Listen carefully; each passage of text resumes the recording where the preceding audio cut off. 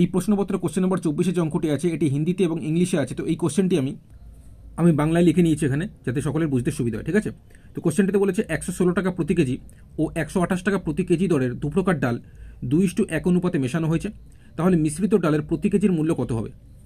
Question এখানে দু প্রকার ডালের কথা বলেছে। তো প্রথম প্রকার ডাল হচ্ছে 116 টাকা প্রতি কেজি, অর্থাৎ প্রতি কেজি মানে 1 কেজির ডালের দাম হচ্ছে 116 টাকা। আর দ্বিতীয় প্রকার ডালের 128 টাকা প্রতি কেজি, মানে প্রতি কেজি অর্থাৎ 1 কেজির ডালের মূল্য হচ্ছে 128 টাকা।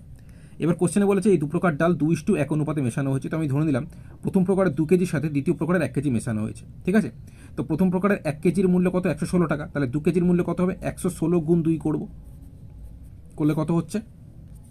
232 টাকা প্রথম প্রকারের 2 কেজির মূল্য। এবার আমরা দ্বিতীয় প্রকারের 1 কেজি বলেছি মেশানো হয়েছে, প্রথম প্রকারের 2 কেজির সাথে দ্বিতীয় প্রকারের 1 কেজি মেশানো হয়েছে। তো দ্বিতীয় প্রকারের 1 কেজির মূল্য কত? 128 টাকা। তাহলে যদি আমরা মিশিয়ে দিই প্রথম প্রকারের 2 কেজির সাথে দ্বিতীয় প্রকারের এই 1 কেজি, তাহলে টোটাল এখন কত কেজি হবে? 2 কেজির সঙ্গে 1 কেজি মেশালে 3 কেজি হয়ে যাবে। তো 3 কেজি মিশ্রিত 3 কেজি মিশ্রিত ডালের মূল্য তাহলে কত হবে? এই 232 যোগ 128 যোগ করলে 360 টাকা। তাহলে 3 কেজি মিশ্রিত ডালের মূল্য যদি 360 টাকা হয়, তাহলে প্রতি কেজি অর্থাৎ 1 কেজির মূল্য কত হবে? 1 কেজির মূল্য হবে 360/3 করব, কাটাকুটি করো। 3 দিয়ে 360কে করলে কত? 120 হয়। তাহলে মিশ্রিত ডালের প্রতি কেজি অর্থাৎ 1 কেজির মূল্য কত হচ্ছে? 120 টাকা। অপশন এ হয়ে যাবে সঠিক উত্তর। তারপরে এই কোশ্চেন নম্বর 25 অঙ্কটি হিন্দি এবং ইংলিশে আছে। তো এই প্রশ্নটিকেও আমি এখানে বাংলায় লিখে নিয়েছি।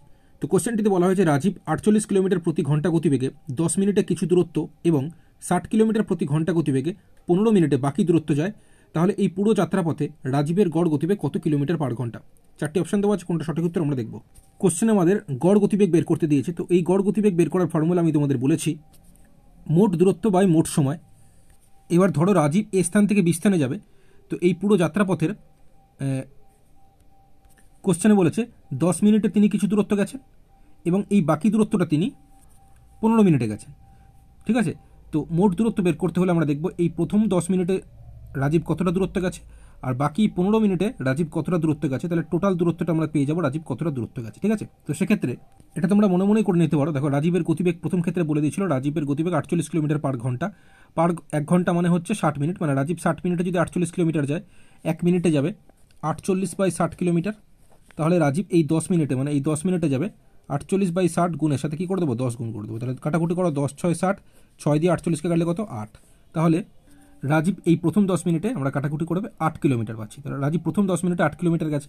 এবার আমরা দেখব বাকি 15 মিনিটে রাজীব কতটা দূরত্ব গেছে। ঠিক আছে, তো সেক্ষেত্রেও দ্বিতীয় ক্ষেত্রে গতিবেগটা বলে দিয়েছে, রাজীবের গতিবেগ বলেছে 60 কিলোমিটার প্রতি ঘন্টা। প্রতি ঘন্টা মানে 1 ঘন্টা, 1 ঘন্টা মানে 60 মিনিট। অর্থাৎ রাজীব 60 মিনিটে যদি 60 কিলোমিটার যায়, তাহলে 15 মিনিটে যাবে 15 কিলোমিটার।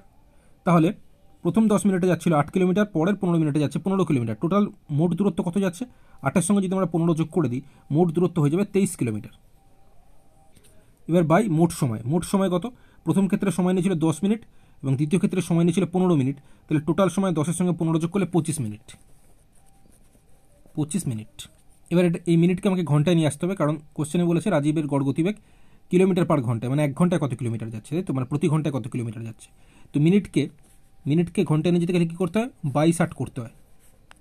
তাহলে মিনিট তখন ঘন্টা হয়ে যাবে, যেহেতু 60 মিনিটে 1 ঘন্টা হয়, সেই কারণে মিনিটকে ঘন্টায় নিয়ে যেতে গেলে 22/60 করতে হয়। ঠিক আছে, তো কাটাকুটি করো, 5 5 25, 5 12 60, মানে 5/12 ঘন্টা, তাই তো? এখানে আমরা এটা 5/5 লিখলাম, 12টার নিচে লিখলাম না, উপরে গুণ দিয়ে রেখে দিচ্ছি, এইখানে লিখে দিলাম 12। তাহলে এখন এই 12 সাথে 23 গুণ করলে 276/5 এরকম আছে থাকলো। কিলোমিটার বাই ঘন্টা মানে হচ্ছে কিলোমিটার পার ঘন্টা।